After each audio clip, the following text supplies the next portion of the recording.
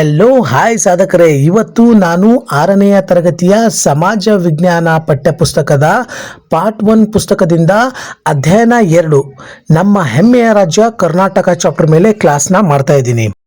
ಈ ವಿಡಿಯೋನ ಪೂರ್ಣವಾಗಿ ನೋಡಿ ಮತ್ತು ಲೈಕ್ ಮಾಡಿ, ಸಬ್ಸ್ಕ್ರೈಬ್ ಮಾಡಿ, ಅದೇ ರೀತಿ ಶೇರ್ ಮಾಡಿ. ನಾನು ಇವತ್ತು ನಿಮಗೆ ನಮ್ಮ ಹೆಮ್ಮೆಯ ರಾಜ್ಯ ಕರ್ನಾಟಕದ ಕುರಿತಾಗಿ ಪೂರ್ತಿಯಾಗಿ ಇದರಲ್ಲಿ ಬೆಂಗಳೂರು ವಿಭಾಗದ ಎಲ್ಲ ಸಾರಾಂಶವನ್ನು ನಾನು ನಿಮಗೆ ತಿಳಿಸ್ತೇನೆ. ಈ ಚಾಪ್ಟರ್ನ ಮೊದಲಿಗೆ ಪ್ರಾರಂಭವಾಗುವಂಥದ್ದು ನೋಡಿ, ಕರ್ನಾಟಕದ ಆಡಳಿತದ ವಿಭಾಗಗಳ ಕುರಿತಾಗಿ ಹೇಳುತ್ತೆ. ನೋಡಿ, ಒಂದು ಪರಿಚಯ ನೋಡೋಣ ಇದ್ರದ್ದು. ಕರ್ನಾಟಕವು ಸುಮಾರು 2000 ವರ್ಷಗಳಿಗಿಂತ ಸುದೀರ್ಘ ಇತಿಹಾಸವನ್ನು ಹೊಂದಿದೆ. ಇಲ್ಲಿ ಆಡಳಿತದ ಸೌಕರ್ಯಕ್ಕಾಗಿ ರಾಜ್ಯವು ಪ್ರಮುಖವಾಗಿ 4 ಕಂದಾಯ ವಿಭಾಗಗಳಾಗಿ ವಿಂಗಡಣೆಯನ್ನ ಮಾಡಲಾಗಿದೆ. ಎಷ್ಟು ಹೇಳಿ? 4 ಕಂದಾಯ ವಿಭಾಗಗಳಾಗಿ ವಿಂಗಡಣೆಯನ್ನ ಮಾಡಲಾಗಿದೆ. ಕರ್ನಾಟಕದ ಆಡಳಿತ ವಿಭಾಗಗಳು ಇಲ್ಲಿ ಬರುವಂತಹ ಮುಖ್ಯವಾಗಿರ್ತಕ್ಕಂಥ ಅಂಶಗಳನ್ನು ನೋಡ್ತಾ ಹೋದ್ರೆ ನೋಡಿ, ಕರ್ನಾಟಕ ಜಿಲ್ಲೆಗಳು ಟೋಟಲ್ ಆಗಿ 31 ಜಿಲ್ಲೆಗಳನ್ನು ಹೊಂದಿದೆ. ಕರ್ನಾಟಕ ಆಡಳಿತ ಶ್ರೇಣಿ ಕುರಿತಾಗಿ ನೋಡೋದಾದ್ರೆ ವಿಭಾಗ ಮಟ್ಟದಲ್ಲಿ ವಿಭಾಗೀಯ ಅಧಿಕಾರಿ ಅಂದರೆ ಡಿವಿಷನಲ್ ಕಮಿಷನರ್ ಅಂತ ಹೇಳಿ ಬರ್ತಾರೆ. ಜಿಲ್ಲಾ ಮಟ್ಟದಲ್ಲಿ ಜಿಲ್ಲಾಧಿಕಾರಿಗಳು ಅಂದರೆ ಡೆಪ್ಯೂಟಿ ಕಮಿಷನರ್ ಅಂತ ಹೇಳಿ ಇರ್ತಾರೆ. ಕರ್ನಾಟಕದಲ್ಲಿ ಆಡಳಿತ ಅನುಕೂಲಕ್ಕಾಗಿ ಮಾಡಿರ್ತಕ್ಕಂತಹ ಕಂದಾಯ ವಿಭಾಗಗಳನ್ನು ನೋಡ್ತಾ ಹೋದರೆ ಟೋಟಲ್ ಆಗಿ 4 ವಿಭಾಗಗಳಿದ್ದಾವೆ. ನೋಡಿ, ಒಂದು ಬೆಂಗಳೂರು ವಿಭಾಗ, ಇಲ್ಲಿ 9 ಜಿಲ್ಲೆಗಳು ಬರ್ತವೆ. ಅದೇ ರೀತಿ 2 ಮೈಸೂರು ವಿಭಾಗ, ಇಲ್ಲಿ 8 ಜಿಲ್ಲೆಗಳು ಬರ್ತವೆ. ಅದೇ ರೀತಿ 3 ಬೆಳಗಾವಿ ವಿಭಾಗ, 7 ಜಿಲ್ಲೆಗಳು. ಅದೇ ರೀತಿ ಕಲಬುರಗಿ ವಿಭಾಗ, 7 ಜಿಲ್ಲೆಗಳು ಬರ್ತವೆ. ಟೋಟಲ್ ಆಗಿ 31 ಜಿಲ್ಲೆಗಳು ಈ ಕರ್ನಾಟಕದ ರಾಜ್ಯದಲ್ಲಿ ಬರುತ್ತವೆ ಅಂತ ನಾನು ತಿಳಿಸ್ಕೊಡ್ತಾ ಇದ್ದೀನಿ. ನೋಡಿ, ಇವಾಗ ನಾವು ಪ್ರಸ್ತುತ ಬೆಂಗಳೂರು ವಿಭಾಗದ ಕುರಿತಾಗಿ ಪೂರ್ಣವಾಗಿರ್ತಕ್ಕಂಥ ಮಾಹಿತಿಯನ್ನು ನಾವು ತಿಳಿದುಕೊಳ್ಳೋಣ. ಮೊದಲನೇದಾಗಿ ಪ್ರಾರಂಭಿಸೋದಾದ್ರೆ ನೋಡಿ, ಬೆಂಗಳೂರು ವಿಭಾಗ. ನೋಡಿ, ಬೆಂಗಳೂರು ವಿಭಾಗವು ಕರ್ನಾಟಕದ ದಕ್ಷಿಣ ಭಾಗದಲ್ಲಿದೆ ಮತ್ತು ರಾಜ್ಯದ ರಾಜಧಾನಿಯನ್ನು ಕೂಡ ಒಳಗೊಂಡಿದೆ. ನೋಡಿ, ಇದರ ಅಡಿಯಲ್ಲಿ ಟೋಟಲ್ ಆಗಿ 9 ಜಿಲ್ಲೆಗಳು ಬರುತ್ತವೆ ಅಂತ ನಾನು ನಿಮಗೆ ತಿಳಿಸಿದ್ದೆ ಅಲ್ವಾ. ಆ 9 ಜಿಲ್ಲೆಗಳಲ್ಲಿ ನೋಡಿ, ಮೊದಲನೇದಾಗಿ ಬೆಂಗಳೂರು ನಗರ, 2ನೇ ಜಿಲ್ಲೆ ಬೆಂಗಳೂರು ಗ್ರಾಮೀಣ, 3ನೆಯ ಜಿಲ್ಲೆ ಕೋಲಾರ, 4 ಚಿಕ್ಕಬಳ್ಳಾಪುರ, 5 ರಾಮನಗರ, 6 ತುಮಕೂರು, 7 ಚಿತ್ರದುರ್ಗ, 8 ದಾವಣಗೆರೆ, 9 ಶಿವಮೊಗ್ಗ. ಟೋಟಲ್ ಆಗಿ 9 ಜಿಲ್ಲೆಗಳು ಬೆಂಗಳೂರು ವಿಭಾಗಕ್ಕೆ ಸೇರಿವೆ ಅಂತ ನಾನು ತಿಳಿಸ್ಕೊಡ್ತಾ ಇದ್ದೀನಿ.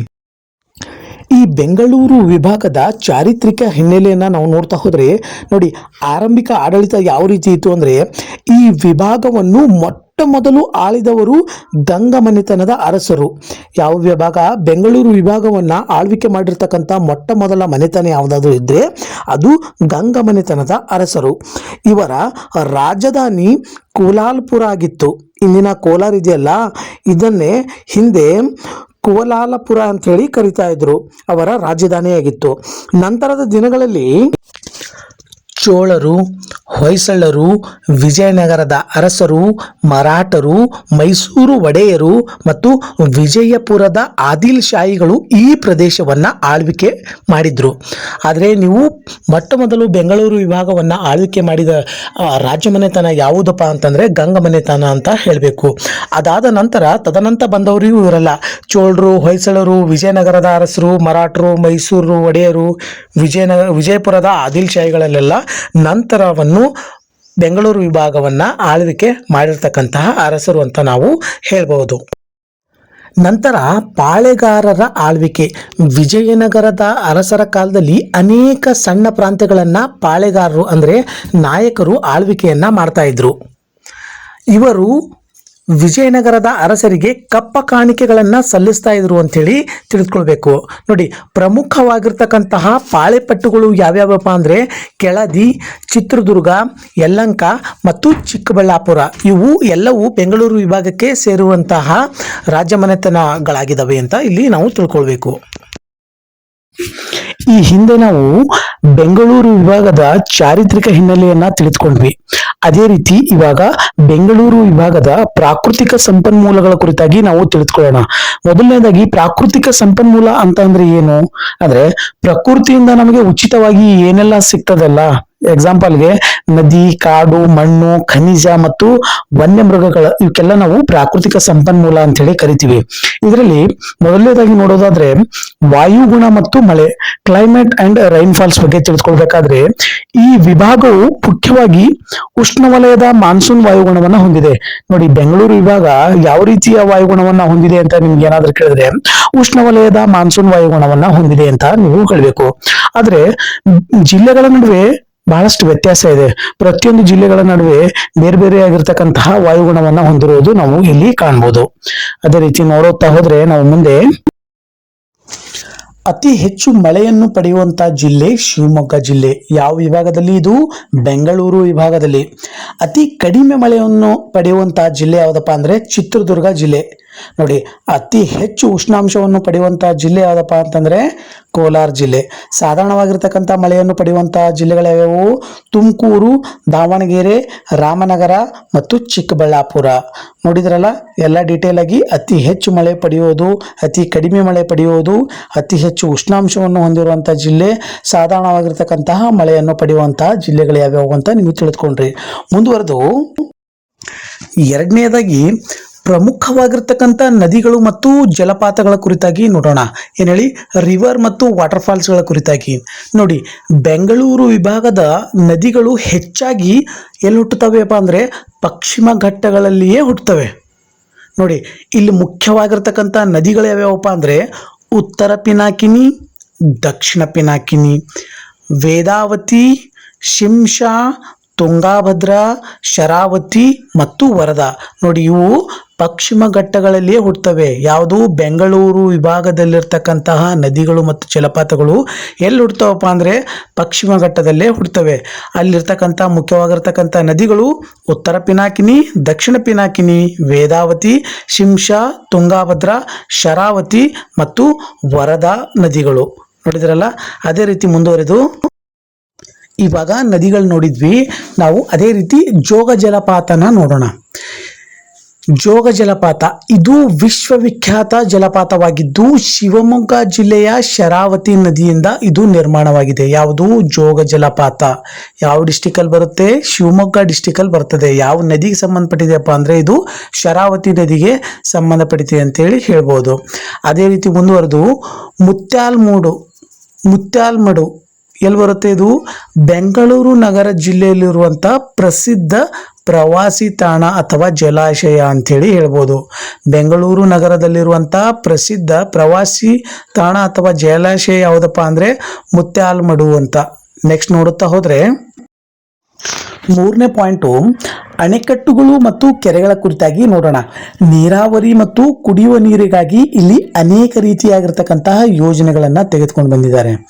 ಎಕ್ಸಾಂಪಲ್ ಹೇಳಬೇಕಾದ್ರೆ ಗಾಜನೂರು ಮತ್ತು ತುಂಗಾಭದ್ರಾ ಅಣೆಕಟ್ಟು ಯಾವ ಜಿಲ್ಲೆಯಲ್ಲಿ ಇದೆಯಪ್ಪ ಅಂತಂದ್ರೆ ಶಿವಮೊಗ್ಗ ಜಿಲ್ಲೆಯಲ್ಲಿದೆ.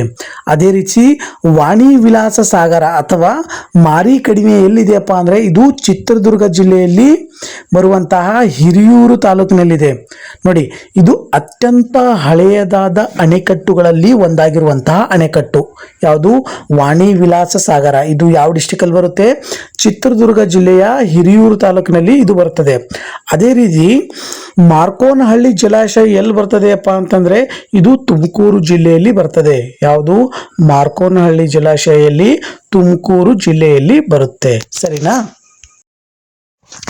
ಅದೇ ರೀತಿಯಾಗಿ ಖನಿಜ ಸಂಪತ್ತು ಕುರಿತು ನೋಡುತ್ತಾ ಹೋದ್ರೆ ಬೆಂಗಳೂರು ವಿಭಾಗವು ಖನಿಜಗಳ ಗಣಿಯಾಗಿದೆ ಅಂತ ನಾವು ಇಲ್ಲಿ ಹೇಳ್ಬೋದು. ನೋಡಿ, ಚಿನ್ನ, ಕೋಲಾರ ಜಿಲ್ಲೆಯ ಚಿನ್ನದ ಗಣಿ ಇದು ವಿಶ್ವ ಪ್ರಸಿದ್ಧವಾಗಿದ್ದು ಪ್ರಸ್ತುತ ಇಲ್ಲಿ ಅದಿರು ಮುಗಿದು ಹೋಗಿರುವ ಕಾರಣದಿಂದಾಗಿ ಇದನ್ನ ಕ್ಲೋಸ್ ಮಾಡಿದ್ದಾರೆ. ಯಾವುದು? ಕೋಲಾರ ಜಿಲ್ಲೆಯಲ್ಲಿರುವಂತಹ ಚಿನ್ನದ ಗಣಿ KGF ಗಣಿ ಕ್ಲೋಸ್ ಮಾಡಲಾಗಿದೆ. ನೋಡಿ, ಇದು ಬೆಂಗಳೂರು ವಿಭಾಗಕ್ಕೆ ಸೇರಿದೆ. ಅದೇ ರೀತಿ ಕಬ್ಬಿಣದ ಅದಿರು ಚಿತ್ರದುರ್ಗ ಮತ್ತು ತುಮಕೂರು ಜಿಲ್ಲೆಗಳಲ್ಲಿ ಹೇರಳವಾಗಿ ದೊರೆಯುತ್ತದೆ. ಬೆಂಗಳೂರು ವಿಭಾಗದಲ್ಲಿ ಕಬ್ಬಿಣದ ಅದಿರು ಚಿತ್ರದುರ್ಗ ಮತ್ತು ತುಮಕೂರು ಜಿಲ್ಲೆಗಳಲ್ಲಿ ಹೇರಳವಾಗಿ ದೊರೆಯುತ್ತದೆ. ಅದೇ ರೀತಿ ತಾಮ್ರ ಚಿತ್ರದುರ್ಗ ಜಿಲ್ಲೆಯಲ್ಲಿ ತಾಮ್ರದ ಗಣಿಗಳಿದಾವೆ ಅಂತೇಳಿ ನಾವು ಇಲ್ಲಿ ತಿಳಿದುಕೊಳ್ಬಹುದು. ಪರಮಾಣು ಶಕ್ತಿ ಖನಿಜ, ಇದು ಚಿತ್ರದುರ್ಗ ಜಿಲ್ಲೆಯಲ್ಲಿ ಪರಮಾಣು ಶಕ್ತಿ ಉತ್ಪಾದನೆಗೆ ಬೇಕಾಗುವಂತಹ ಎಲ್ಲಾ ರೀತಿಯ ಖನಿಜಗಳು ಇಲ್ಲಿ ದೊರೆಯಲಾಗ್ತವೆ ಅಂತೇಳಿ ನಾವು ಇಲ್ಲಿ ತಿಳಿಸ್ಕೊಡ್ಬಹುದು. ಪರಮಾಣು ಶಕ್ತಿ ಖನಿಜಗಳು ಇದು ಬೆಂಗಳೂರು ವಿಭಾಗದಲ್ಲಿ ದೊರೆಯುತ್ತವೆ. ನೋಡಿ, ನೀವು ಅತಿ ಹೆಚ್ಚಾಗಿ ನೆನಪಿನಲ್ಲಿ ಇಟ್ಕೋಬೇಕಾಗಿರುವಂತಹ ಪಾಯಿಂಟ್ಸ್ಗಳು ಏನಪ್ಪಾ ಅಂತಂದ್ರೆ, ವಿಷಯ ಮಳೆ ಅತಿ ಹೆಚ್ಚಾಗಿ ಎಲ್ಲಿ ಬರ್ತದೆ? ಶಿವಮೊಗ್ಗ ಜಿಲ್ಲೆಯಲ್ಲಿ. ಮಳೆ ಅತಿ ಕಡಿಮೆ ಎಲ್ಲಿ ಸುರಿತದೆಪ್ಪ ಅಂದ್ರೆ ಚಿತ್ರದುರ್ಗ ಜಿಲ್ಲೆಯಲ್ಲಿ ಅಂತೇಳಿ ತಿಳ್ಕೊಳ್ಬೇಕು. ಜಲಪಾತ ಎಲ್ಲಿ? ಯಾವುದು? ಜೋಗ ಜಲಪಾತ ಇದೆಯಲ್ಲ, ಅದು ಶಿವಮೊಗ್ಗ ಜಿಲ್ಲೆಯಲ್ಲಿದೆ, ಶರಾವತಿ ನದಿಗಾಗಿ ಅಂತೇಳಿ ಅದು ತಿಳ್ಕೊಬೇಕು. ಅಣೆಕಟ್ಟುಗಳಲ್ಲಿ ವಾಣಿ ವಿಲಾಸ ಸಾಗರ ಎಲ್ಲಿ ಬರ್ತದೆಯಪ್ಪ ಅಂದ್ರೆ ಇದು ಚಿತ್ರದುರ್ಗ ಜಿಲ್ಲೆಯ ಹಿರಿಯೂರು ತಾಲೂಕಿನಲ್ಲಿ ಬರ್ತದೆ ಅಂತೇಳಿ ತಿಳ್ಕೊಬೇಕು. ಖನಿಜಗಳಲ್ಲಿ ನೋಡ್ತಾ ಹೋದ್ರೆ ಚಿನ್ನ ಅತಿ ಹೆಚ್ಚು ಹೇರಳವಾಗಿ ದೊರೆತಿರ್ತಕ್ಕಂಥ ಜಿಲ್ಲೆ ಯಾವ್ದಾದ್ರು ಇತ್ತಪ್ಪ ಅಂದ್ರೆ ಅದು ಕೋಲಾರ ಅಂತೇಳಿ ತಿಳಿದುಕೊಳ್ಬಹುದು. ಅದೇ ರೀತಿ ಕಬ್ಬಿಣ ಮತ್ತು ತಾಮ್ರದ ಬಗ್ಗೆ ನಾವು ಏನಾದರೂ ತಿಳ್ಕೊಳ್ಬೇಕಾದ್ರೆ ಅಲ್ಲಿ ದೊರೆಯುವಂತಹ ಸ್ಥಳಗಳು ಯಾವ್ಯಾವಪ್ಪ ಅಂದ್ರೆ ಚಿತ್ರದುರ್ಗ ಜಿಲ್ಲೆ ಮತ್ತು ತುಮಕೂರು ಜಿಲ್ಲೆಗಳಂತೇಳಿ ನಾವು ತಿಳಿದುಕೊಳ್ಬಹುದು ಅಂತ ನಾವು ಹೇಳ್ತೀವಿ. ಸರಿನಾ? ಬೆಂಗಳೂರು ವಿಭಾಗದ ಅರಣ್ಯಗಳು ಮತ್ತು ವನ್ಯಜೀವಿಗಳು ಮತ್ತು ರಾಷ್ಟ್ರೀಯ ಉದ್ಯಾನವನಗಳ ಕುರಿತಾಗಿ ಈ ವಿಡಿಯೋದಲ್ಲಿ ನಾವು ನೋಡೋಣ. ನೋಡಿ, ಮೊದಲನೇ ಪಾಯಿಂಟು ಅರಣ್ಯಗಳ ಹಂಚಿಕೆ ಮತ್ತು ಇದರ ವಿಧಗಳ ಕುರಿತಾಗಿ ನೋಡ್ತಾ ಹೋದ್ರೆ, ಶಿವಮೊಗ್ಗ ಜಿಲ್ಲೆ ಇದೆಯಲ್ಲ, ಈ ವಿಭಾಗದಲ್ಲಿ ಅತಿ ಹೆಚ್ಚು ದಟ್ಟವಾಗಿರ್ತಕ್ಕಂತಹ ಅರಣ್ಯವನ್ನು ಹೊಂದಿರುವಂತಹ ಜಿಲ್ಲೆಯಾಗಿದೆ. ಇಲ್ಲಿ ನಿತ್ಯ ಹರಿದ್ವರ್ಣ ಅರಣ್ಯಗಳನ್ನ ನಾವು ಕಾಣಬಹುದು. ನೋಡಿ, ಅತಿ ಹೆಚ್ಚು ದಟ್ಟವಾಗಿರ್ತಕ್ಕಂಥ ಅರಣ್ಯವನ್ನು ಹೊಂದಿರುವಂಥ ಜಿಲ್ಲೆ ಯಾವುದಪ್ಪ ಅಂದ್ರೆ ಶಿವಮೊಗ್ಗ ಜಿಲ್ಲೆ. ಇಲ್ಲಿ ನಿತ್ಯ ಹರಿದ್ವರ್ಣದ ಅರಣ್ಯಗಳನ್ನ ನಾವು ಇಲ್ಲಿ ಕಾಣಬಹುದು. ಮುಂದುವರೆದು ಬೆಂಗಳೂರು ನಗರ ಜಿಲ್ಲೆ ಇದೆಯಲ್ಲ, ಇದು ಅತಿ ಕಡಿಮೆ ಅರಣ್ಯ ಪ್ರದೇಶವನ್ನು ಹೊಂದಿರುವಂತಹ ಜಿಲ್ಲೆ. ನೋಡಿ, ಕಡಿಮೆ ಅರಣ್ಯ ಪ್ರದೇಶವನ್ನು ಹೊಂದಿರುವಂತಹ ಜಿಲ್ಲೆ ಬೆಂಗಳೂರು ನಗರ. ಅದೇ ರೀತಿ ಮುಂದುವರೆದು ಅರಣ್ಯದ ವಿಧಗಳನ್ನ ನೋಡೋಣ. ಈ ವಿಭಾಗದಲ್ಲಿ ನಿತ್ಯ ಹರಿದ್ವರ್ಣ ಅರಣ್ಯದಿಂದ ಎಲೆ ಉದುರುವ ಅರಣ್ಯದವರೆಗೆ ವಿವಿಧ ಬಗೆಯ ಕಾಡುಗಳಿವೆ ಅಂತೇಳಿ ನಾವು ಇಲ್ಲಿ ತಿಳಿಸ್ಕೊಡ್ಬೋದು ನಿಮಗೆ. ಅದೇ ರೀತಿ ಸಹ್ಯಾದ್ರಿ ಪರ್ವತ ಶ್ರೇಣಿ, ಇದು ಶಿವಮೊಗ್ಗ ಜಿಲ್ಲೆಯ ಗಡಿ ಭಾಗದಲ್ಲಿ ಹಾದು ಹೋಗ್ತದೆ. ಯಾವುದು? ಶಿವಮೊಗ್ಗ ಜಿಲ್ಲೆಯ ಗಡಿ ಭಾಗದಲ್ಲಿ ಸಹ್ಯಾದ್ರಿ ಪರ್ವತವು ಹಾದು ಹೋಗುತ್ತದೆ. ಅರಣ್ಯ ವಿಧಗಳಲ್ಲಿ ನೋಡ್ತಾ ಇದ್ರೆ ನಿತ್ಯ ಹರಿದ್ವರ್ಣ ಕಾಡುಗಳು ಮತ್ತು ಎಲೆ ಉದುರ ಅರಣ್ಯದ ಕಾಡುಗಳಂತೇಳಿ ನಾವು ಇಲ್ಲಿ ಕಾಣಬಹುದು. ಅದೇ ರೀತಿ ಬೆಂಗಳೂರು ವಿಭಾಗದ ಪ್ರಮುಖ ಮರಗಳು ಮತ್ತು ಬೆಟ್ಟಗಳ ಕುರಿತಾಗಿ ಇವಾಗ ನೋಡೋಣ. ನೋಡಿ, ಇಲ್ಲಿ ಬೆಳೆಯುವಂತಹ ಮರಗಳು ನೋಡಿ, ಶ್ರೀಗಂಧ, ತೇಗ, ಬಿದಿರು, ಆಲದ ಮರ, ಹುಣಸೆ ಹಣ್ಣಿನ ಮರ, ಮಾವು, ಬೇವು, ದಿಂಡಿಗ ಮತ್ತು ಜಾಲಿ ಮರಗಳು ಇಲ್ಲಿ ಹೇರಳವಾಗಿ ಬೆಳೆಯುವಂಥದ್ದನ್ನ ನಾವು ಕಾಣಬಹುದು ಮರಗಳಲ್ಲಿ. ಅದೇ ರೀತಿ ಪ್ರಮುಖವಾಗಿರ್ತಕ್ಕಂಥ ಬೆಟ್ಟಗಳನ್ನು ನೋಡ್ತಾ ಹೋದ್ರೆ ಹಾಲು ರಾಮೇಶ್ವರ ಗುಡ್ಡ ಇದೆಯಲ್ಲ, ಇದು ಈ ವಿಭಾಗದಲ್ಲಿರ್ತಕ್ಕಂಥ ಅತಿ ಎತ್ತರವಾಗಿರ್ತಕ್ಕಂಥ ಬೆಟ್ಟ. ಇದು ಎಲ್ಲಿ ಬರುತ್ತೆ ಅಂದ್ರೆ ಚಿತ್ರದುರ್ಗ ಜಿಲ್ಲೆಯಲ್ಲಿ ಬರ್ತದೆ. ಯಾವುದು? ಹಾಲು ರಾಮೇಶ್ವರ ಗುಡ್ಡ. ಯಾವ ವಿಭಾಗದಲ್ಲಿ ಬರ್ತದೆಯಪ್ಪ ಅಂದ್ರೆ ಇದು ಬೆಂಗಳೂರು ವಿಭಾಗದಲ್ಲಿ ಬರ್ತದೆ ಅಂತ ಹೇಳಿ ನಿಮಗೆಲ್ಲ ನೆನಪಿರಬೇಕು. ಅದೇ ರೀತಿ ಇಲ್ಲಿ ಇತರೆ ಪ್ರಸಿದ್ಧವಾಗಿರ್ತಕ್ಕಂಥ ಬೆಟ್ಟಗಳು ಯಾವ್ಯಾವ ಅಂತ ನೋಡುತ್ತಾ ಹೋದ್ರೆ ಕೊಡಚಾದ್ರಿ, ನಂದಿದುರ್ಗ ಮತ್ತು ಕವಲೇದುರ್ಗ ಮತ್ತು ಚಂದ್ರಗುತ್ತಿ ಅಂತ ಹೇಳಿ ಹೇಳ್ಬೋದು. ನಂದಿದುರ್ಗಕ್ಕೆ ನಂದಿ ಬೆಟ್ಟ ಅಂತ ಹೇಳಿ ಕೂಡ ಕರೀತಾರೆ. ಮೂರನೇ ಪಾಯಿಂಟ್ ನೋಡುತ್ತಾ ಹೋದ್ರೆ ವನ್ಯಜೀವಿ ಮತ್ತು ಸಂರಕ್ಷಣಾ ಧಾಮಗಳ ಕುರಿತಾಗಿ ನೋಡುತ್ತಾ ಹೋದ್ರೆ ಈ ಭಾಗದಲ್ಲಿ ಹುಲಿ, ಚಿರತೆ, ಕಾಡೆಮ್ಮೆ, ಜಿಂಕೆ, ಕರಡಿ ಮುಂತಾದ ಪ್ರಾಣಿಗಳಿದ್ದಾವೆ. ಎಲ್ಲಿ? ಬೆಂಗಳೂರು ವಿಭಾಗದಲ್ಲಿ. ಅವುಗಳ ರಕ್ಷಣೆಗಾಗಿ ಸ್ಥಾಪಿಸಲಾದ ಪ್ರಮುಖ ಧಾಮಗಳು ಈ ಕೆಳಗಿನಂತಿದ್ದಾವೆ. ಅವುಗಳೆಂತಂತಂದ್ರೆ ನೋಡಿ, ಇದು ಸ್ಪರ್ಧಾತ್ಮಕ ಪರೀಕ್ಷೆಗಳಲ್ಲಿ ಬರುವಂತ ಇಂಪಾರ್ಟೆಂಟ್ ಆಗಿರ್ತಕ್ಕಂಥ ಟಾಪಿಕ್. ಇದು ಕೆಲವೊಂದು ಇಷ್ಟು ಪ್ರಶ್ನೆಗಳನ್ನು ಇದ್ರ ಮೇಲೆ ಬಹಳಷ್ಟು ಸಾರಿ ಕೇಳಿದ್ದಾರೆ. ರಾಷ್ಟ್ರೀಯ ಉದ್ಯಾನವನ ಮತ್ತು ವನ್ಯಮೃಗ ಧಾಮಗಳ ಬಗ್ಗೆ ನಾವು ನೋಡ್ತಾ ಹೋದ್ರೆ ಬನ್ನೇರುಘಟ್ಟ ರಾಷ್ಟ್ರೀಯ ಉದ್ಯಾನವನ ಎಲ್ಲಿ ಬರುತ್ತೆಪ್ಪ ಅಂದ್ರೆ ಇದು ಬೆಂಗಳೂರಿನಲ್ಲಿ ಬರ್ತದೆ. ಭದ್ರಾ, ಶರಾವತಿ, ಶೆಟ್ಟಿಹಳ್ಳಿಯಲ್ಲಿ ವನ್ಯಮೃಗ ಧಾಮಗಳಿದಾವೆ.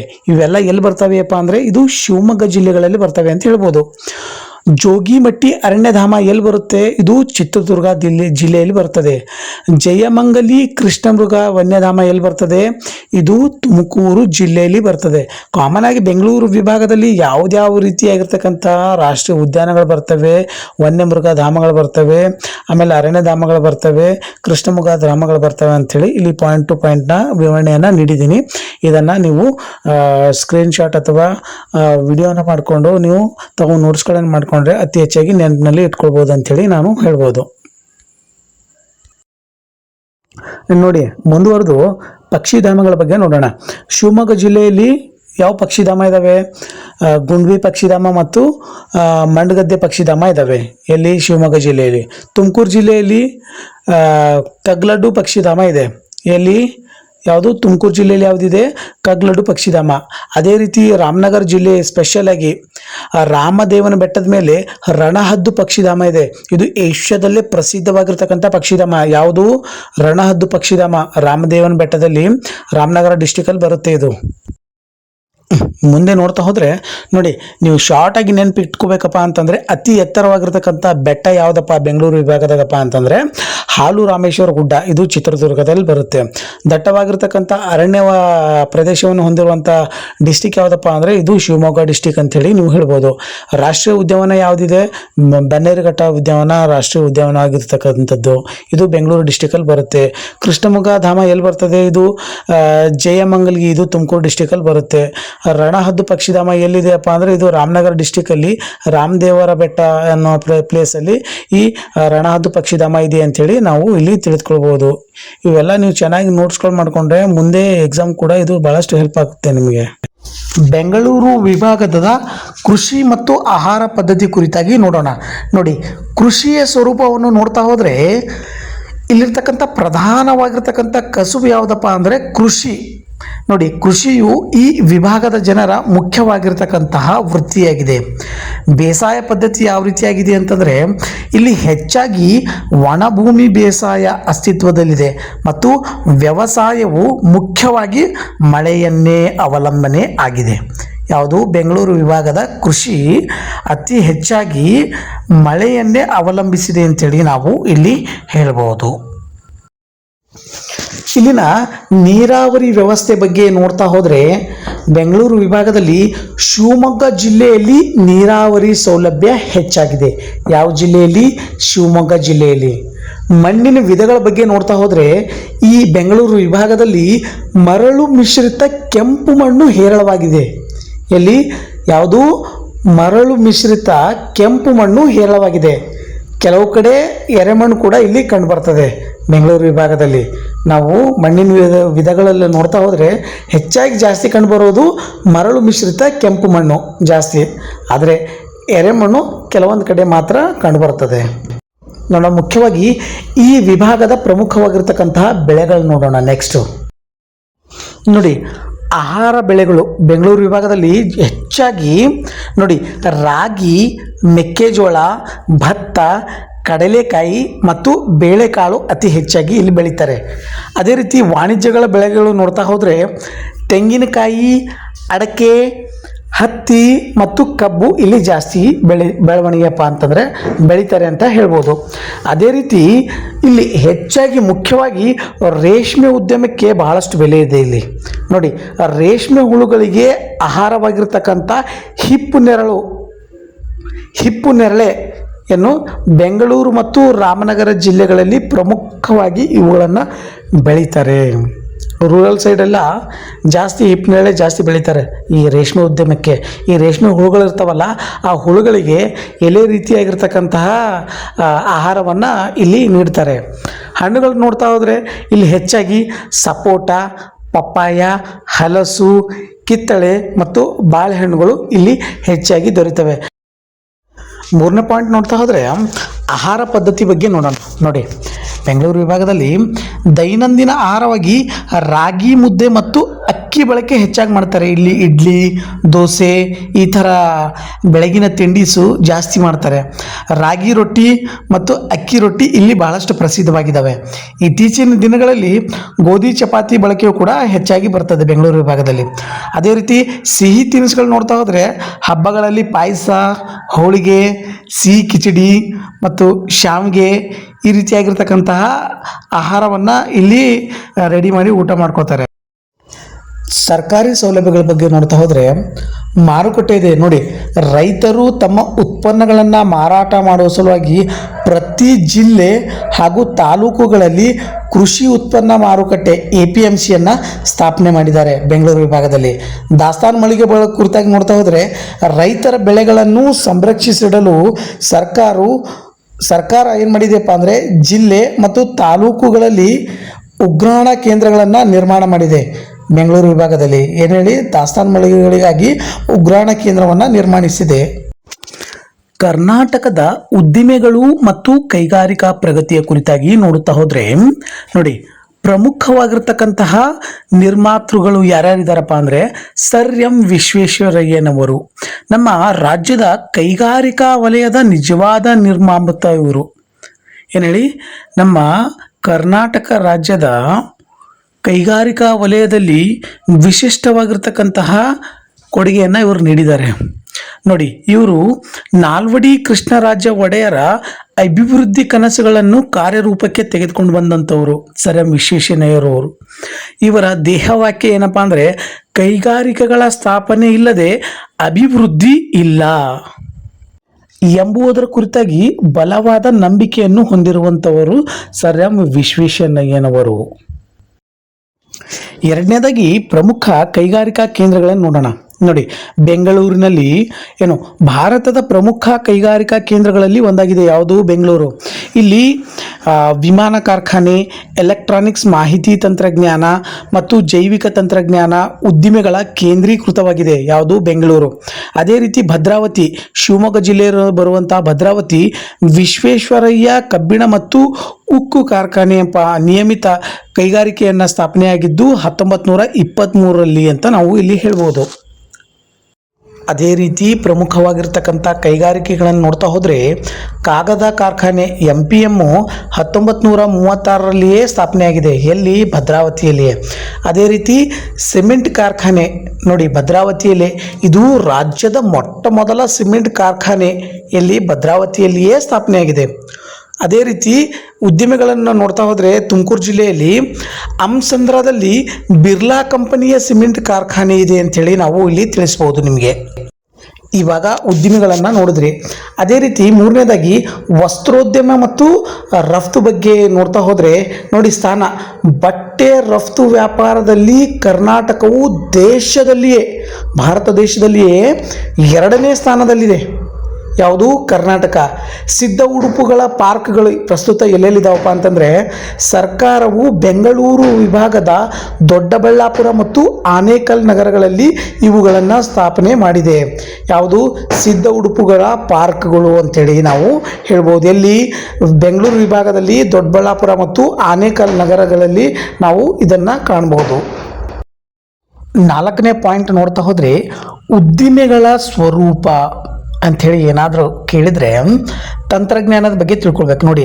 ಬೆಂಗಳೂರು ಇಂದು ಜಗತ್ತಿನ ಮಟ್ಟದಲ್ಲಿ ಮಾಹಿತಿ ತಂತ್ರಜ್ಞಾನ ಮತ್ತು ಜೈವಿಕ ತಂತ್ರಜ್ಞಾನಕ್ಕೆ ಪ್ರಸ್ತುತ ಬಹಳಷ್ಟು ಹೆಸರನ್ನು ಮಾಡಿದೆ ನೋಡಿ. ಮಾಲೀಕತ್ವದಲ್ಲಿ ಬಂದರೆ ಇಲ್ಲಿನ ಉದ್ದಿಮೆಗಳು ಸಾರ್ವಜನಿಕ ವಲಯ, ಪಬ್ಲಿಕ್ ಸೆಕ್ಟರ್ ಮತ್ತು ಖಾಸಗಿ ವಲಯ, ಪ್ರೈವೇಟ್ ಸೆಕ್ಟರ್ಗಳಲ್ಲಿ ಎರಡರಲ್ಲೂ ಕೂಡ ಕಾರ್ಯವನ್ನು ನಿರ್ವಹಿಸ್ತಾ ಇದ್ದಾವೆ. ಉದ್ಯೋಗ ದೃಷ್ಟಿಯಿಂದ ನೋಡಿದ್ರೆ ಕೈಗಾರಿಕೆಗಳು ರಾಜ್ಯದ ಸಾವಿರಾರು ಜನರಿಗೆ ಪ್ರಮುಖವಾಗಿರ್ತಕ್ಕಂಥ ಉದ್ಯೋಗದ ಮೂಲವಾಗಿದೆ. ಯಾವುದು? ಬೆಂಗಳೂರು ವಿಭಾಗ. ಉದ್ದಿಮೆಗಳ ಸ್ವರೂಪದ ಕುರಿತಾಗಿ ನೋಡಿದ್ವಲ್ಲ, IT-BT ಬಗ್ಗೆ, ಮಾಲೀಕತ್ವದ ಬಗ್ಗೆ, ಅದೇ ರೀತಿ ಉದ್ಯೋಗದ ಬಗ್ಗೆ ಕೂಡ ನಾವು ನೋಡಿದ್ವಿ. ಮಾಲೀಕತ್ವದಲ್ಲಿ ಸಾರ್ವಜನಿಕ ಮತ್ತು ಖಾಸಗಿ ಎರಡರಲ್ಲೂ ಕೂಡ ಇದು ಕಾರ್ಯವನ್ನು ನಿರ್ವಹಣೆ ಮಾಡುತ್ತೆ. ಬೆಂಗಳೂರು ವಿಭಾಗದ ಕಲೆ, ಸಾಹಿತ್ಯ ಮತ್ತು ಸಾಂಸ್ಕೃತಿಕ ಕೊಡುಗೆಗಳ ಕುರಿತಾಗಿ ನೋಡೋಣ ಮತ್ತೆ ಈ ವಿಡಿಯೋದಲ್ಲಿ. ಆಮೇಲೆ ಈ ಸಾಹಿತ್ಯ ಕ್ಷೇತ್ರ ಐತಲ್ಲ, ಇದರಲ್ಲಿ ಏನು ರೀತಿಯಾಗಿರ್ತಕ್ಕಂಥ ಸಾಧನೆ ಆಗೈತೆ, ಯಾರು ಯಾವ ರೀತಿಯಾಗಿರ್ತಕ್ಕಂಥ ಕೊಡುಗೆಯನ್ನು ನೀಡಿದ್ದಾರೆ ಅಂತ ಹೇಳಿ ತಿಳ್ಕೊಳ್ಳೋಣ. ನೋಡಿ, ಬೆಂಗಳೂರು ವಿಭಾಗವು ಪ್ರಾಚೀನ ಕಾಲದಿಂದಲೂ ಸಾಹಿತ್ಯಕ್ಕೆ ಸ್ಪೆಷಲ್ ಆಗಿ ಹೆಸರುವಾಸಿಯಾಗಿದೆ ಅಂತ ನಾವು ಇಲ್ಲಿ ಹೇಳ್ಬೋದು.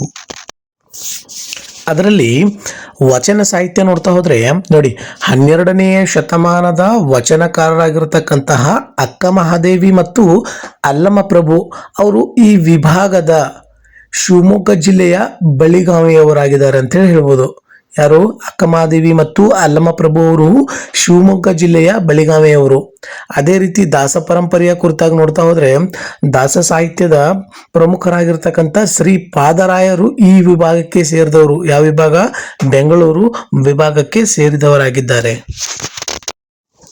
ನೋಡಿ, ಸಾಹಿತ್ಯ ಕ್ಷೇತ್ರದಲ್ಲಿ ನೀಡಿರತಕ್ಕಂತಹ ಕೊಡುಗೆಯನ್ನು ಪರಿಗಣಿಸಿ ನೋಡಿ, ಜ್ಞಾನಪೀಠ ಪ್ರಶಸ್ತಿ ಪುರಸ್ಕೃತರು ಕೂಡ ಈ ವಿಭಾಗದಲ್ಲಿದ್ದಾರೆ. ನೋಡಿ, ರಾಷ್ಟ್ರಕವಿ ಕುವೆಂಪುರವರು ಕೂಡ ಜ್ಞಾನಪೀಠ ಪ್ರಶಸ್ತಿಯನ್ನ ಪಡೆದುಕೊಂಡಿದ್ದಾರೆ. ಅದೇ ರೀತಿಯಾಗಿ ಶ್ರೀ ಮಾಸ್ತಿ ವೆಂಕಟೇಶ್ವರ ಅಯ್ಯಂಗಾರ್, UR ಅನಂತಮೂರ್ತಿ ಅವರಿಗೂ ಕೂಡ ಜ್ಞಾನಪೀಠ ಪ್ರಶಸ್ತಿಯನ್ನ ದೊರೆತಿದೆ. ಇತರೆ ಪ್ರಮುಖವಾಗಿರ್ತಕ್ಕಂಥ ಸಾಹಿತಿಗಳನ್ನ ನಾವು ನೋಡ್ತಾ ಹೋದ್ರೆ DVG ಗುಂಡಪ್ಪನವರು, Nisar Ahmed, TP Kailasam, MK Indira, TaRaSu Hamanayak, G Venkatasubbaiah, GS Shivarudrappa, Baraguru Ramachandrappa, doctor Siddalingaiah, ಅದೇ ರೀತಿ ಮುಂತಾದವರು ಕೂಡ ಈ ಬೆಂಗಳೂರು ವಿಭಾಗದ ಜನರಾಗಿರ್ತಾರೆ. ಇವರು ಸಾಹಿತ್ಯ ಕ್ಷೇತ್ರಕ್ಕೆ ಬಹಳಷ್ಟು ಕೊಡುಗೆಯನ್ನು ಇಲ್ಲಿ ಇವರು ನೀಡಿದ್ದಾರೆ ಅಂತ ಹೇಳ್ಬೋದು. ಎರಡನೇ ಪಾಯಿಂಟು ರಂಗಭೂಮಿ ಮತ್ತು ನಾಟಕದ ಕುರಿತಾಗಿ ನೋಡ್ತಾ ಹೋದ್ರೆ ಕರ್ನಾಟಕದ ನಾಟಕದ ಇತಿಹಾಸದಲ್ಲಿ ಈ ವಿಭಾಗದಲ್ಲಿ ಬಹಳಷ್ಟು ಸಾಧನೆಯನ್ನ ಮಾಡಿದ್ದಾರೆ. ಗೊತ್ತಾ? ನೋಡಿ, ಗುಬ್ಬಿ ವೀರಣ್ಣನವರು ಇವರು ರಂಗಭೂಮಿಯ ದಂತಕಥೆ, ಇವರಿಗೆ ನಾಟಕ ರತ್ನ ಮತ್ತು ನಾಟಕ ಸಾರ್ವಭೌಮ ಎಂಬ ಬಿರುದುಗಳಿದಾವೆ. ಅದೇ ರೀತಿ ಸುಬ್ಬಯ್ಯ ನಾಡು ಅವರ ಬಗ್ಗೆ ತಿಳ್ಕೊಳ್ಬೇಕಾದ್ರೆ ನೋಡಿ, ಕನ್ನಡದ ಮೊಟ್ಟ ಮೊದಲ ವಾಕ್ಚಿತ್ರ ಅದೇ ಸತಿ ಸುಲೋಚನದ ನಾಯಕ ನಟರು ಯಾರು? ಸುಬ್ಬಯ್ಯ ನಾಯ್ಡುನವರು. ಕನ್ನಡದ ಮೊಟ್ಟ ಮೊದಲ ವಾಕ್ಚಿತ್ರವಾಗಿರ್ತಕ್ಕಂಥ ಸತಿ ಸುಲೋಚನದ ಚಿತ್ರದ ನಾಯಕ ನಟರಾಗಿದ್ದಾರೆ ಇವರು. ಹಿರಣ್ಣಯ್ಯ ಕುಟುಂಬದವರು ಕುರಿತಾಗಿ ನೋಡ್ತಾ ಹೋದ್ರೆ ಕಲ್ಚರ್ಡ್ ಕಾಮಿಡಿಯನ್ ಎಂತೆ ಪ್ರಸಿದ್ಧರಾಗಿರ್ತಕ್ಕಂಥ ಕೆ ಹಿರಣ್ಣಯ್ಯರವರು ಮತ್ತು ಮಾಸ್ಟರ್ ಹಿರಣ್ಣಯ್ಯರವರು ಬಹಳಷ್ಟು ಅಪಾರವಾಗಿರ್ತಕ್ಕಂಥ ಕೊಡುಗೆಯನ್ನ ನೀಡಿದ್ದಾರೆ ಅಂತೇಳಿ ಹೇಳ್ಬೋದು.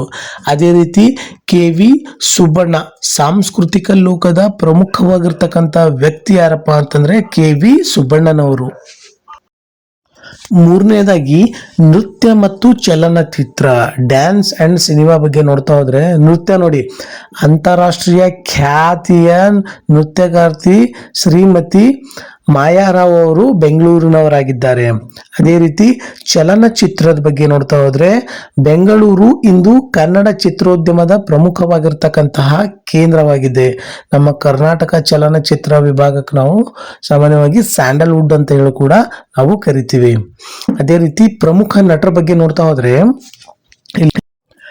ಡಾಕ್ಟರ್ ರಾಜ್ಕುಮಾರ್, ಡಾಕ್ಟರ್ ವಿಷ್ಣುವರ್ಧನ, ಶಂಕರ್ ನಾಗ್, ಅಂಬರೀಷ್ ಮುಂತಾದವರು ಚಿತ್ರರಂಗದ ಬೆಳವಣಿಗೆಗೆ ಬಹಳಷ್ಟು ಶ್ರಮವನ್ನ ವಹಿಸಿದ್ದಾರೆ. ಡಾಕ್ಟರ್ ರಾಜ್ಕುಮಾರ್ ಅವರ ಫಿಲಂಗಳು ಇಂದಿಯೂ ಕೂಡ ನೋಡ್ತಾ ಇದ್ರೆ ಒಂಥರ ಏನೋ ರೋಮಾಂಚನಕವಾಗಿರ್ತಕ್ಕಂಥ ಫಿಲಂಗಳಾಗಿದ್ದಾವೆ. ಶಂಕರ್ ನಾಗ್ ಅವರ ಬುದ್ಧಿವಂತಿಕೆ ಹೇಳೋದಕ್ಕಾಗಲ್ಲ, ಅಷ್ಟೊಂದು ಬುದ್ಧಿವಂತಿಕೆಯನ್ನ ಈ ಸಿನಿಮಾ ರಂಗದಲ್ಲಿ ಅವರು ತೋರಿಸಿದ್ದಾರೆ. ಜಾನಪದ ಕಲೆ ಮತ್ತು ಸಾಹಿತ್ಯದ ಸಂರಕ್ಷಣೆಯಲ್ಲಿ ಈ ವಿಭಾಗ ಬಹಳಷ್ಟು ಮುಂಚೂಣಿಯಲ್ಲಿದೆ ಅಂತ ಹೇಳ್ಬೋದು. ಜಾನಪದ ಲೋಕ ಪ್ರಸಿದ್ಧ ಜಾನಪದ ತಜ್ಞರಾದ HL ನಾಗೇಗೌಡರು ಅವರು ರಾಮನಗರ ಜಿಲ್ಲೆಯಲ್ಲಿ ಜಾನಪದ ಲೋಕವನ್ನ ಸ್ಥಾಪನೆ ಮಾಡ್ತಾರೆ. ಇದು ಜಾನಪದ ಕಲೆಗಳ ಜೀವಂತ ವಸ್ತು ಸಂಗ್ರಹಾಲಯವಾಗಿದೆ ಅಂತೇಳಿ ನಾವು ಇಲ್ಲಿ ಹೇಳ್ಬೋದು. ಯಾರು ಹೇಳಿ? HL ನಾಗೇಗೌಡರವರು ಜಾನಪದ ಲೋಕವನ್ನ ಸ್ಥಾಪನೆ ಮಾಡಿದ್ದಾರೆ. ಇಲ್ಲಿ ರಾಮನಗರ ಜಿಲ್ಲೆಯಲ್ಲಿ. ಪ್ರಸಿದ್ಧವಾಗಿರ್ತಕ್ಕಂತಹ ಜಾನಪದ ಕಲೆಗಳ ಕುರಿತಾಗಿ ನೋಡ್ತಾ ಹೋದ್ರೆ ನೋಡಿ, ಬೆಂಗಳೂರು ವಿಭಾಗವು ವೈವಿಧ್ಯಮಯ ಜಾನಪದ ಪ್ರದರ್ಶನ ಕಲೆಗಳಿಗೆ ತವರೂರಾಗಿದೆ ಅಂತ ಹೇಳ್ಬೋದು. ಸೋಮನ ಕುಣಿತ ಇದು ದಕ್ಷಿಣ ಕನ್ನಡದ ಅತ್ಯಂತ ಪ್ರಸಿದ್ಧವಾಗಿರ್ತಕ್ಕಂತಹ ಜಾನಪದ ಪ್ರದರ್ಶನ ಕಲೆಯಾಗಿದೆ. ಅದೇ ರೀತಿ ಮೂಡಲ್ಪಾಯ ಯಕ್ಷಗಾನ ಈ ವಿಭಾಗಕ್ಕೆ ಸೀಮಿತವಾದ ವಿಶೇಷ ಜಾನಪದ ನಾಟಕದ ಪ್ರಕಾರ ಪಶ್ಚಿಮ ಕರ್ನಾಟಕದ ಪಡುವಲ್ಪಾಯಕ್ಕಿಂತ ಇದು ವಿಭಿನ್ನವಾಗಿದೆ ಅಂತ ಹೇಳಿ ಹೇಳಬಹುದು.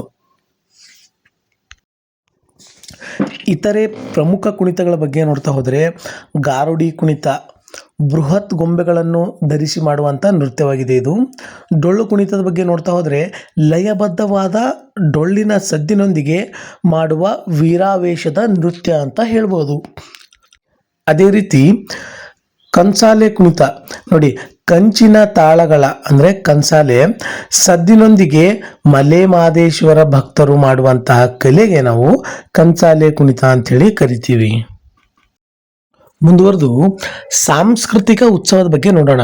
ನೋಡಿ, ಬೆಂಗಳೂರು ಕರಗ ಬೆಂಗಳೂರಿನಲ್ಲಿ ಪ್ರತಿ ವರ್ಷ ನಡೆಯುವಂತಹ ಅತ್ಯಂತ ಹಳೆಯ ಮತ್ತು ಪ್ರಸಿದ್ಧವಾಗಿರ್ತಕ್ಕಂಥ ಉತ್ಸವ ಕರಗ ಉತ್ಸವ. ಇದು ಒಂದು ವಿಶಿಷ್ಟ ಜಾನಪದ ಆಚರಣೆಯ ಪ್ರಕಾರವಾಗಿದ್ದು ನಗರದ ಸಾಂಸ್ಕೃತಿಕ ಐಕ್ಯತೆಯನ್ನು ಎತ್ತಿ ಹಿಡಿಯುವಂಥ ಕಲೆಯಾಗಿದೆ ಇದು. ಚಿತ್ರಕಲೆ ಕುರಿತಾಗಿ ನೋಡ್ತಾ ಹೋದ್ರೆ ನೋಡಿ, ಈ ವಿಭಾಗವು ವಿಶ್ವವಿಖ್ಯಾತ ಚಿತ್ರಕಲಾವಿದರನ್ನು ಹೊಂದಿರತಕ್ಕಂಥ ನಾಡಾಗಿದೆ ಅಂತ ಹೇಳ್ಬೋದು. ವೆಂಕಟಪ್ಪನವ್ರ ಬಗ್ಗೆ ನೋಡ್ತಾ ಹೋದ್ರೆ ಇವರು ಮೈಸೂರು ಚಿತ್ರಕಲಾ ಶೈಲಿಯ ದಿಗ್ಗಜರು. ಇವರ ಗೌರವಾರ್ಥವಾಗಿ ಬೆಂಗಳೂರಿನಲ್ಲಿ ವೆಂಕಟಪ್ಪ ಆರ್ಟ್ ಗ್ಯಾಲರಿ ಅಂತ ಹೇಳಿ ಇದೆ. ಎಲ್ಲಿ? ಬೆಂಗಳೂರಿನಲ್ಲಿ. ರುಮಾಲೆ ಚೆನ್ನಬಸವಯ್ಯ ನೋಡಿ, ಇವರು ಪ್ರಕೃತಿ ಮತ್ತು ಹೂಗಳ ಚಿತ್ರಣಕ್ಕೆ ಸ್ಪೆಷಲ್ ಆಗಿ ಹೆಸರುವಾಸಿಯಾಗಿರ್ತಕ್ಕಂಥವರು. ಯಾರು? ರುಮಾಲೆ ಚೆನ್ನಬಸಯ್ಯನವರು. ಬೆಂಗಳೂರು ವಿಭಾಗದ ಶಿಕ್ಷಣ ಕ್ಷೇತ್ರದ ಬಗ್ಗೆ ನೋಡೋಣ. ಯಾವುದೇ ಎಜುಕೇಶನ್ ಬಗ್ಗೆ ನೋಡ್ತಾ ಇದ್ರೆ ಬೆಂಗಳೂರು ವಿಭಾಗವು ಶಿಕ್ಷಣದಲ್ಲಿ ಉನ್ನತ ಸಾಧನೆ ಮಾಡಿದ್ದು ಜಾಗತಿಕ ಮಟ್ಟದ ವಿದ್ವಾಂಸರನ್ನು ನೀಡಿದೆ ಅಂತ ಹೇಳಿ ಹೇಳ್ಬೋದು. ನೋಡಿ, ಪ್ರಮುಖವಾಗಿರ್ತಕ್ಕಂಥ ಸಾಧಕರ ಕುರಿತಾಗಿ ನೋಡ್ತಾ ಹೋದ್ರೆ ಭಾರತ ರತ್ನ ಪುರಸ್ಕೃತರ ಬಗ್ಗೆ ನಾವು ನೋಡ್ತಾ ಹೋದ್ರೆ ಕೋಲಾರ ಜಿಲ್ಲೆಯ ಇಬ್ಬರು ಮಹನೀಯರಿಗೆ ಈ ಪ್ರಶಸ್ತಿಯನ್ನ ಪಡೆದುಕೊಂಡಿದ್ದಾರೆ. ಯಾವ್ದೇಳಿ? ಭಾರತ ರತ್ನ ಪ್ರಶಸ್ತಿಯನ್ನು ಇಬ್ಬರು ಮಹನೀಯರು ಪಡೆದುಕೊಂಡಿದ್ದಾರೆ. ಮೊದಲನೇದು ಸರ್ ಎಂ ವಿಶ್ವೇಶ್ವರಯ್ಯನವರು. ಇವರು ಆಧುನಿಕ ಮೈಸೂರಿನ ಶಿಲ್ಪಿ. ಅದೇ ರೀತಿ CNR ರಾವ್ ಅವರು ಪ್ರಖ್ಯಾತವಾಗಿರ್ತಕ್ಕಂಥ ವಿಜ್ಞಾನಿಯಾಗಿದ್ದಾರೆ. ಇವರಿಗೆ ಭಾರತ ರತ್ನ ಪ್ರಶಸ್ತಿಯನ್ನ ನೀಡಿ ಗೌರವಿಸಿದೆ. ಅದೇ ರೀತಿ ನೊಬೆಲ್ ಪುರಸ್ಕೃತರು ಯಾರಪ್ಪ ಅಂದ್ರೆ CV ರಾಮನ್ ಸರ್ ಅವರು. ಇವರು ಬೆಂಗಳೂರಿನಲ್ಲಿಯೇ ತಮ್ಮ ಪ್ರಸಿದ್ಧ ಸಂಶೋಧನೆಯನ್ನ ನಡೆಸಿದ್ರು ಅಂತ ಹೇಳಿ ನಾವು ಇಲ್ಲಿ ತಿಳಿದುಕೊಳ್ಬಹುದು. ಭಾರತ ರತ್ನ ಮತ್ತು ನೊಬೆಲ್ ಪ್ರಶಸ್ತಿಗಳ ಕುರಿತಾಗಿ ಬೆಂಗಳೂರು ವಿಭಾಗದ ನಾಯಕರಿಗೆ ಕೊಟ್ಟಿರೋದು ನಾವು ಇಲ್ಲಿ ಕಾಣಬಹುದು. ಆಮೇಲೆ ಶೈಕ್ಷಣಿಕ ಸಂಸ್ಥೆಗಳು ನೋಡಿ, ವಿಶ್ವವಿದ್ಯಾನಿಲಯಗಳು ನೋಡ್ತಾ ಹೋದ್ರೆ ಬೆಂಗಳೂರು, ತುಮಕೂರು, ಶಿವಮೊಗ್ಗ, ದಾವಣಗೆರೆಗಳಲ್ಲಿ ಪ್ರಸಿದ್ಧವಾಗಿರ್ತಕ್ಕಂಥ ಸರ್ಕಾರಿ ಮತ್ತು ಖಾಸಗಿ ವಿಶ್ವವಿದ್ಯಾನಿಲಯಗಳಿದ್ದಾವೆ. ಶಿಕ್ಷಣ ಕ್ಷೇತ್ರಕ್ಕೆ ಕೊಡುಗೆಯನ್ನ ಈ ಕ್ಷೇತ್ರಗಳಲ್ಲಿ ಬಹಳಷ್ಟು ನೀಡ್ತವೆ. ಅದೇ ರೀತಿ ವಿಶೇಷ ಸಂಸ್ಥೆಗಳ ಬಗ್ಗೆ ನೋಡ್ತಾ ಹೋದ್ರೆ ನೋಡಿ, ಬೆಂಗಳೂರಿನಲ್ಲಿ ಕೃಷಿ ವಿಶ್ವವಿದ್ಯಾನಿಲಯ ಮತ್ತು ಕೇಂದ್ರ ಸರ್ಕಾರದ ಅನೇಕ ಸಂಶೋಧನಾ ಸಂಸ್ಥೆಗಳು ಕೂಡ ಮತ್ತು ವೈಜ್ಞಾನಿಕ ಪ್ರಯೋಗಾಲಯಗಳು ಕೂಡ ಇಲ್ಲಿ ಇದಾವೆ. ಇಲ್ಲಿ ಬೆಂಗಳೂರು ವಿಭಾಗದಲ್ಲಿ. ಹೀಗಾಗಿ ಬೆಂಗಳೂರು ವಿಭಾಗವು ಶಿಕ್ಷಣ ಕ್ಷೇತ್ರದಲ್ಲಿ ಬಹಳಷ್ಟು ಅಭಿವೃದ್ಧಿಯನ್ನ ಹೊಂದಿದೆ ಅಂತ ಹೇಳಿ ನಾವು ಹೇಳ್ಬೋದು. ಧಾರ್ಮಿಕ ಸಂಸ್ಥೆಗಳ ಕೊಡುಗೆ ನೋಡಿ, ಅನೇಕ ಮಠಗಳು ಅಕ್ಷರ ಮತ್ತು ಅನ್ನ ದಾಸೋಹದ ಮೂಲಕ ಶಿಕ್ಷಣಕ್ಕೆ ಕ್ರಾಂತಿಯನ್ನ ಮಾಡಿದವೆ. ಅದರಲ್ಲಿ ಸ್ಪೆಷಲ್ ಆಗಿ ಸಿದ್ಧಗಂಗಾ ಮಠ ತುಮಕೂರು ಡಿಸ್ಟಿಕ್ ಅಲ್ಲಿ ಬರುತ್ತೆ. ಶ್ರೀ ಶಿವಕುಮಾರ ಸ್ವಾಮೀಜಿಗಳ ನೇತೃತ್ವದಲ್ಲಿ ಬಹಳಷ್ಟು ಸಾವಿರಾರು ಬಡ ವಿದ್ಯಾರ್ಥಿಗಳಿಗೆ ಉಚಿತವಾಗಿರ್ತಕ್ಕಂಥ ಶಿಕ್ಷಣ ಮತ್ತು ವಸತಿ ಸೌಲಭ್ಯವನ್ನ ಕಲ್ಪಿಸಿ ಕೊಡಲಾಗಿದೆ. ಅದೇ ರೀತಿ ಆದಿಚುಂಚನಗಿರಿ ಮಠ ಮಂಡ್ಯ ಅಥವಾ ರಾಮನಗರ ಜಿಲ್ಲೆಯಲ್ಲಿ ಬರ್ತದೆ. ಶ್ರೀ ಬಾಲಗಂಗಾಧರ ಸ್ವಾಮೀಜಿಯವರ ನೇತೃತ್ವದಲ್ಲಿ ಮೂಲ ಶಿಕ್ಷಣ ಮತ್ತು ವೃತ್ತಿ ಶಿಕ್ಷಣ ಸಂಸ್ಥೆಗಳನ್ನ ನಡೆಸ್ತಾ ಇದ್ರು. ಯಾರು?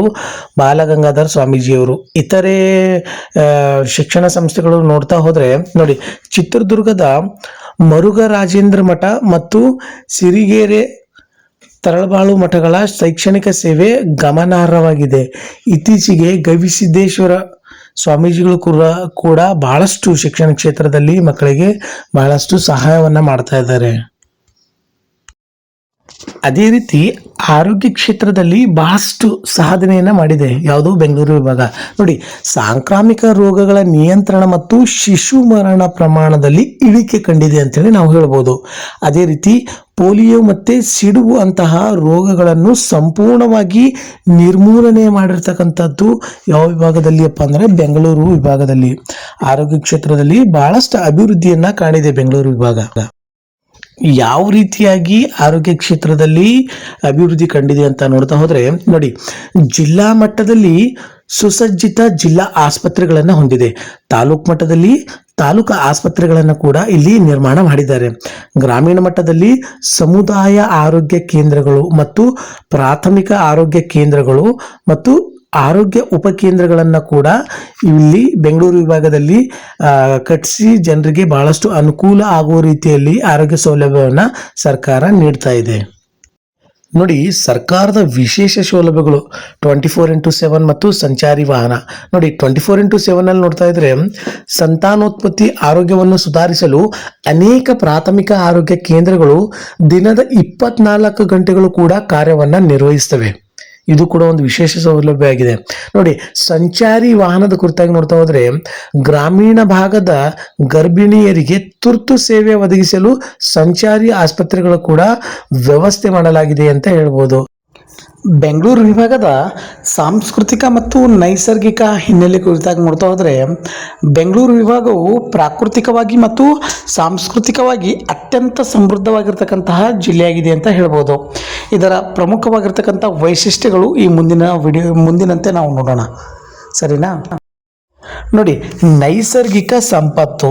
ನೋಡಿ, ಬೆಂಗಳೂರು ವಿಭಾಗದಲ್ಲಿ ದಟ್ಟವಾಗಿರ್ತಕ್ಕಂಥ ಅರಣ್ಯಗಳು, ವೈವಿಧ್ಯಮಯವಾಗಿರ್ತಕ್ಕಂತಹ ಪ್ರಾಣಿ ಸಂಕುಲ, ನದಿಗಳು, ಕಣಿವೆಗಳು, ಮನಮೋಹಕ ಗಿರಿಧಾಮಗಳನ್ನು ಇಲ್ಲಿ ಹೊಂದಿದೆ.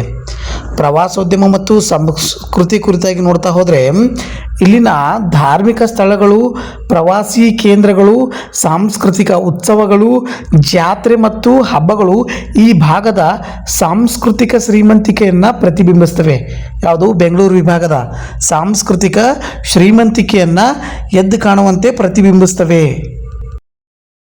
ನೋಡಿ, ಈ ಬೆಂಗಳೂರು ವಿಭಾಗದ ಪ್ರಮುಖ ವ್ಯಕ್ತಿಗಳು ಮತ್ತು ಅವ್ರು ನೀಡಿರ್ತಕ್ಕಂತಹ ಕೊಡುಗೆಗಳ ಬಗ್ಗೆ ನಾವು ಸ್ವಲ್ಪ ತಿಳ್ಕೊಳ್ಳೋಣ.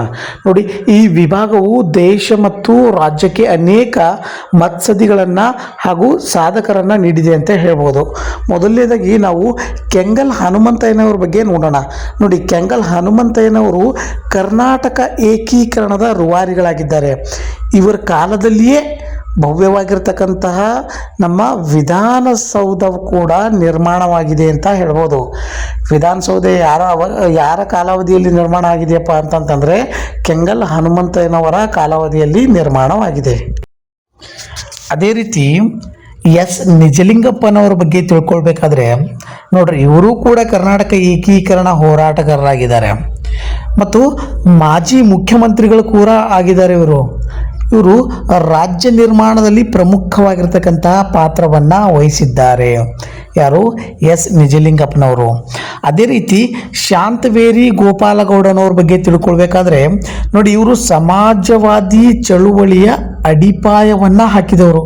ಎಲ್ಲಿ? ಶಿವಮೊಗ್ಗ ಜಿಲ್ಲೆಯಲ್ಲಿ. ಅದೇ ರೀತಿ ಸಾಲು ಮರದ ತಿಮ್ಮಕ್ಕನ ಬಗ್ಗೆ ನಾವು ತಿಳಿದುಕೊಳ್ಳೋಣ. ನಮ್ಮೆಲ್ಲರ ನೆಚ್ಚಿನ ಮಾತೆಗೆ ಸಾಲು ಮರದ ತಿಮ್ಮಕ್ಕಗೆ 2019ರಲ್ಲಿ ಪದ್ಮಶ್ರೀ ಪ್ರಶಸ್ತಿ ಕೂಡ ದೊರಕಿದೆ. ನೋಡ್ರಿ, ಇವರು ಪರಿಸರ ಸಂರಕ್ಷಣೆ ಮತ್ತು ಪೋಷಣೆಗೆ ವಿಶ್ವವಿಖ್ಯಾತವಾಗಿರ್ತಕ್ಕಂಥ ಹೆಸರನ್ನು ಗಳಿಸಿದ್ದಾರೆ ಅಂತ ಹೇಳಿದ್ದೀನಿ ನಾನು. ನೋಡಿ, ಅನಿಲ್ ಕುಂಬ್ಳೆ ಅವ್ರ ಬಗ್ಗೆ ನೋಡೋಣ. ನೋಡಿ, ಅನಿಲ್ ಕುಂಬ್ಳೆ ಅವರು ಅಂತಂದರೆ ಯಾರಿಗೂ ತಾನೇ ಗೊತ್ತಿಲ್ಲ.